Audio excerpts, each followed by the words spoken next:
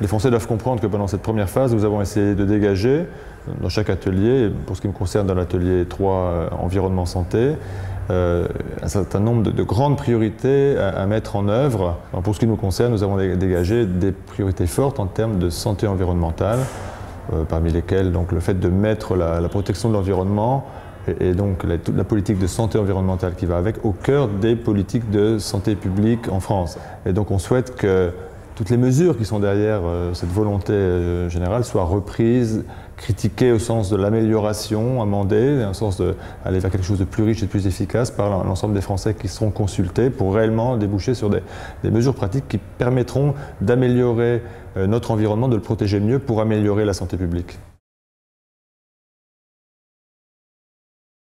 Dans la consultation qui va suivre, en fait, les citoyens peuvent peser de manière extrêmement intéressante. Dans notre groupe notamment, il reste un certain nombre de sujets sur lesquels il y a des non-accords, il y a des points de vue différents. Et donc c'est important d'avoir l'expression des citoyens. Je vais vous donner 2 exemples. Le décollage et l'atterrissage dans les aéroports qui sont situés en zone urbaine.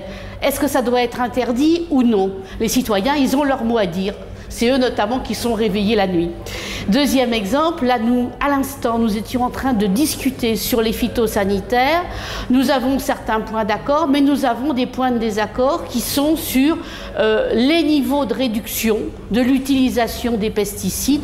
Là aussi, ça concerne complètement les citoyens parce que ils sont consommateurs, c'est eux qui vont acheter des produits qui seront plus ou moins pollués, c'est eux qui auront des pesticides dans l'eau ou dans l'air qu'ils respirent. Donc ils sont complètement au cœur du sujet pour donner un point de vue. Bon, ce que les Français doivent retenir de ces propositions, c'est une sorte de laboratoire d'idées et de propositions. Donc il faudra qu'ils les fassent leurs et qu'ils expriment eux-mêmes leur point de vue sur certaines questions. Alors il y a des questions qui ne vont pas poser de problème majeur.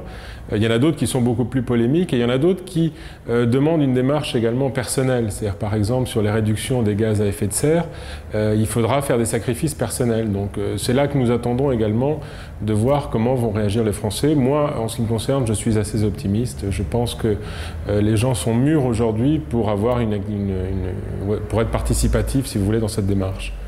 Moi, ce que je note, c'est qu'il est toujours intéressant parce que chacun ne reste pas dans son bocal. C'est-à-dire que les associations de protection de l'environnement soient confrontées à l'administration, au patronat, aux syndicats, parce qu'on voit bien émerger les difficultés de chacun. C'est-à-dire c'est un exercice beaucoup plus pragmatique que ce que nous avons l'habitude de faire.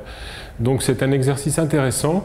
J'ai un seul regret à exprimer, c'est que ça n'ait pas duré plus longtemps.